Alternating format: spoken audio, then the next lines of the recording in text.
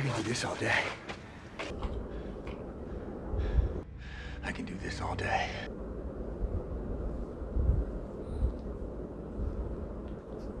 I can do this all day.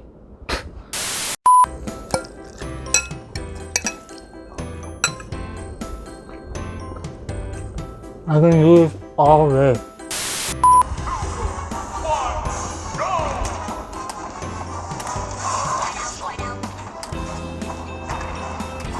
I could do this all day. I can do this all day.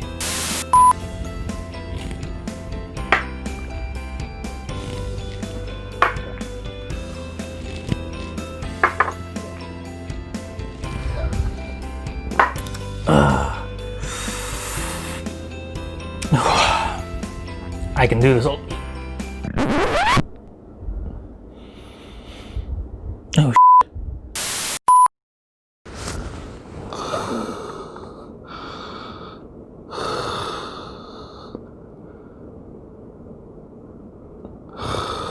I can do this all.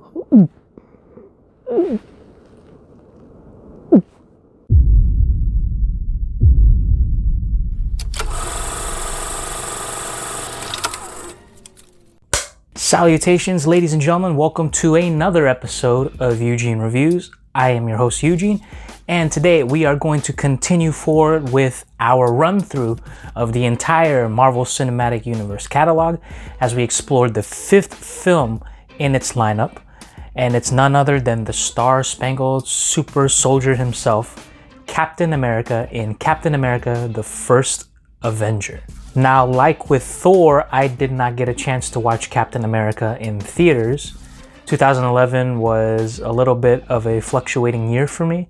Graduation, going into college, a lot of things going on in my life. So I didn't happen to have a chance to catch up on my movies, particularly Marvel films. But luckily, I was able to cop this on home media and I was able to see this. And yeah, that was my viewings on the film. All right, really not much to say in regards to my history with this film, so let's go ahead and dive into the three acts.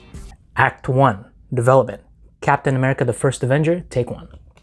So when we look back to the development of Captain America: The First Avenger, we have to go all the way back to 1997. Negotiations started as early as that year, but it wasn't up and running until maybe around the early 2000s. However, before they could get production up and running, Marvel was hit with a lawsuit. There was a lawsuit between Marvel and Joe Simon, who is actually the co-writer of Captain America, along with Jack Kirby and Stan Lee, over contract disputes. Eventually, it was settled out of court around 2003. At one point, this film was actually going to be picked up by Warner Brothers. Could you believe that? Warner Brothers, who does all the DC films. Imagine seeing Captain America, this beloved Marvel character, being distributed by Warner Brothers. Kind of hard to believe, right? Eventually, they were convinced to be self-financed after a very handsome loan from Merrill Lynch back in 2005. This was actually the loan that was going to help the entire Marvel Cinematic Universe up and running. This $500+ million loan and investment from Merrill Lynch actually helped Marvel get on their feet and helped finance the first number of films in their MCU catalog. But even then with that, there was another roadblock that was hit. Just around this time, around 2007, 2008, was the whole writer's strike in Hollywood. Writers were not satisfied in Hollywood with their pay, therefore they protested, and that lasted for a good number of months. Eventually that blew over and they were finally able to get back into production, and just in time to get this film chronologically in the Marvel Cinematic Universe. The concept of this film was actually influenced by Back to the Future, in which they wanted to dealing with two eras. They wanted to follow Captain America, Steve Rogers, in the 40s during World War II, and eventually follow him in the second half of the film in modern times. As you can see throughout the film, it didn't really go in that same process. It eventually became a period piece and stuck to only the 1940s until the last 5 minutes, where you see him wake up in modern day, current times USA. The film was written by Christopher Marcus and Stephen McFeely. Now, if those two names ring a bell, they should ring a bell, because not only would they go on to write Captain America the First Avenger, not only would they go on to do the sequel, which is The Winter Soldier, and not only would they go on to make Civil War, but they also were at the helm of writing both Infinity War and Endgame. So the writers contributing to the two biggest films in the MCU, Infinity War and Endgame, were Christopher Marcus and Stephen McFeely, who first wrote Captain America the First Avenger to begin with. There is an interesting tidbit in regards to the casting for Captain America, aka Steve Rogers. Little known fact, John Krasinski from The Office tried to audition for this role, but eventually lost it to none other than Chris Evans himself. Sorry, Office fans. Now, Chris Evans himself has actually dabbled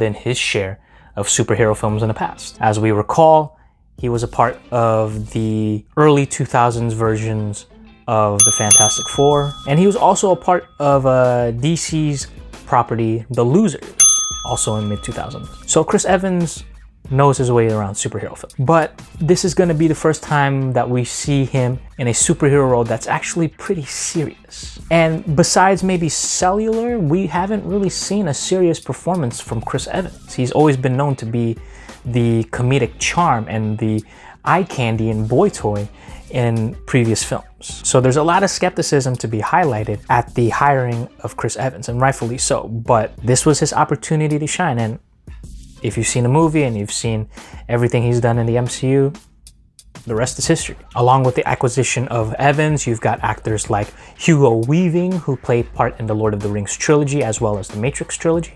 You've got Academy Award winning actor Tommy Lee Jones. You've got Academy Award nominated actor Stanley Tucci. You've got Sebastian Stan playing Bucky. And then finally, you've got Haley Atwell playing the beautiful Agent Peggy Carter. So a lot of stories to unravel when it comes to the development. The initial plans in '97 for development that took over 10 years. The hiring of Chris Evans, as well as a plethora of great actors. And the acquisition of Christopher Marcus and Stephen McFeely, who we will know in the future to write other numerous MCU films. So that's all the stories and headlines in regards to the development of Captain America the First Avenger.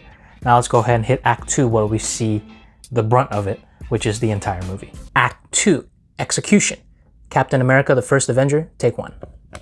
Now, I like how each film we've gone through so far in the MCU has its own identity. Iron Man is this whole sci-fi blend with quick-witted chops and humor. You've got another sci-fi but on-the-run thrilling movie in The Incredible Hulk. And then in Thor, you've got a sci-fi kind of old-aged Norse war type of feel. This film, it felt like a vintage World War II film. There's a good retro vibe, there's a good nostalgic little throwback vibe in this film in particular. From the set pieces to the costumes to the overall jargon and acting, it really felt like you were in 1940s New York. Now remember, I pointed out the skepticism on Chris Evans' performance because of his previous roles that weren't really taken seriously.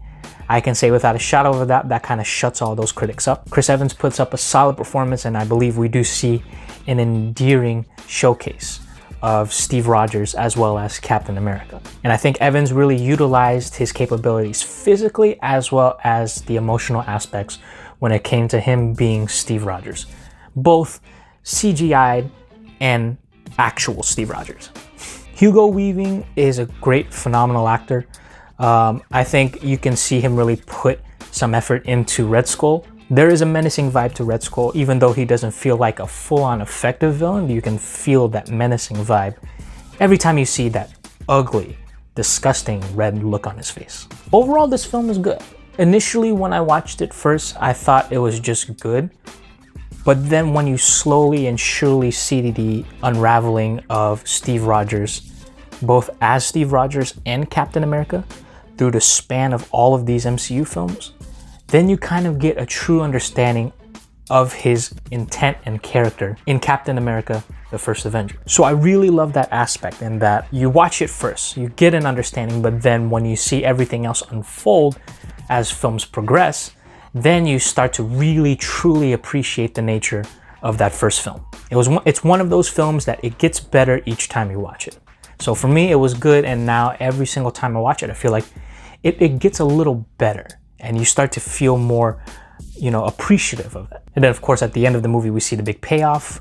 We see Captain America waking up to modern day current times in New York City after being asleep in the ice for 70 years. And that's where we're kind of now starting to lead ourselves in to this new film, this new superhero film, The Avengers. I believe in theaters, if I'm not mistaken, they did show the trailer as the post-credit scene. So after the movie was concluded, we were treated to a trailer to the Avengers film that would be released a few months, which would be the next year, 2012. So now after we've seen Iron Man on film, we've seen Hulk in film, at least Edward Norton's Hulk, we've seen Thor on film, and we've seen Captain America on film. Now it's time we see all of these heroes interact and butt heads with each other. And this is an important piece because this film is the last piece of the puzzle before we get into the first Avengers film, the Avengers film.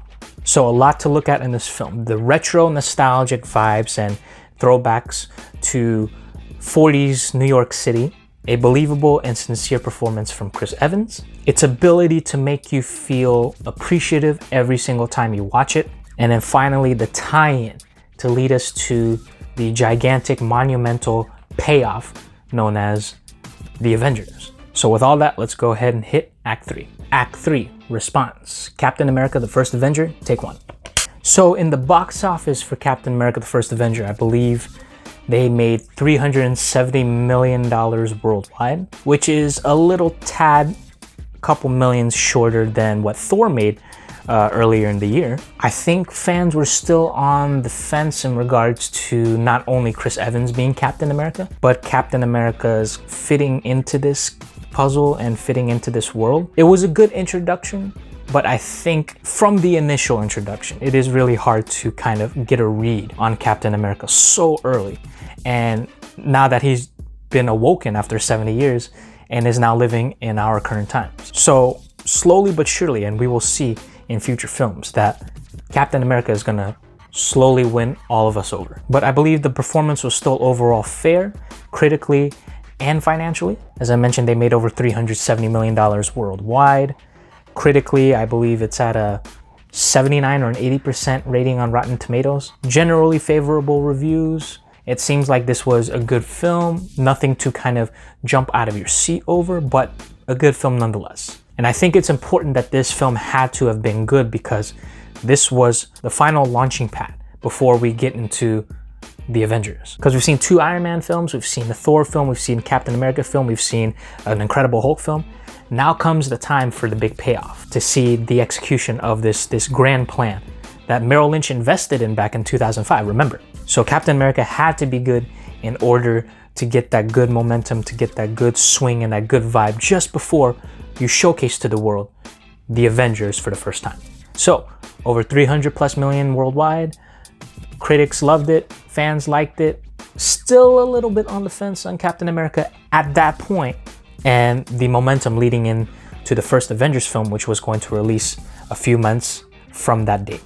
So those are all 3 acts. Now, let's get to the verdict. Captain America, the First Avenger is a film that gets better each time I watch it. Because when you see Captain America become Captain America and really start to understand the current world in future film, then it starts to grow on you really just how important the development of Captain America was in this particular film. Why he was this certain way when he was a certain way in other films. Initially, upon first impressions, it was good. Now, getting a chance to rewatch it, I think it's even better. I think you really do showcase the morals and the overall walk of life and the mindset and values that Captain America, or in particular Steve Rogers, upholds. And it's an impressive performance from Chris Evans and something that took me aback because not that I think he wasn't capable, it's just that we don't conveniently see him in that. Maybe because Hollywood doesn't take an opportunity like that anymore.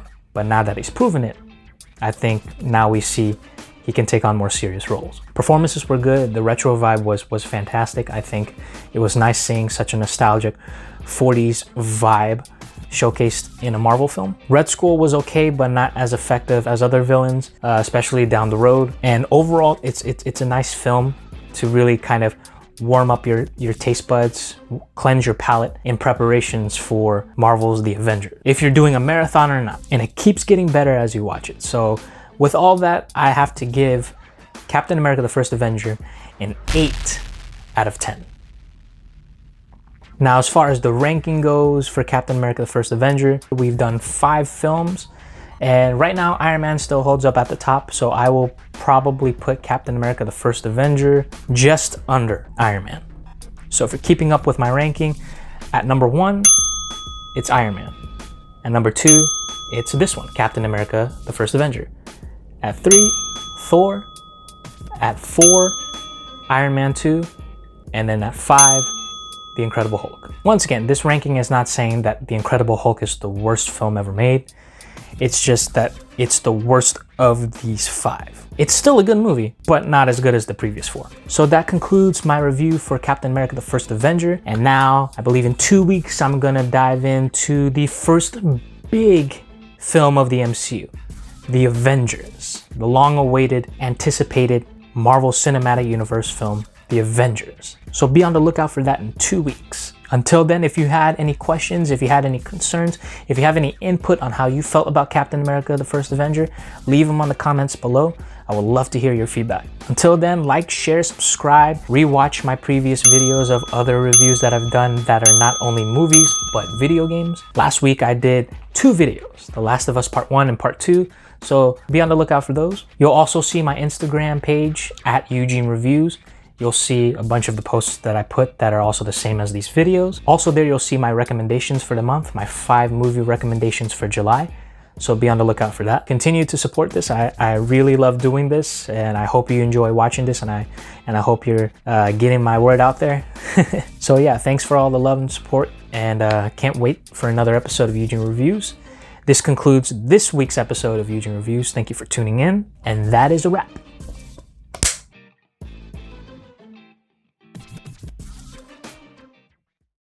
All right, let's go for round 2.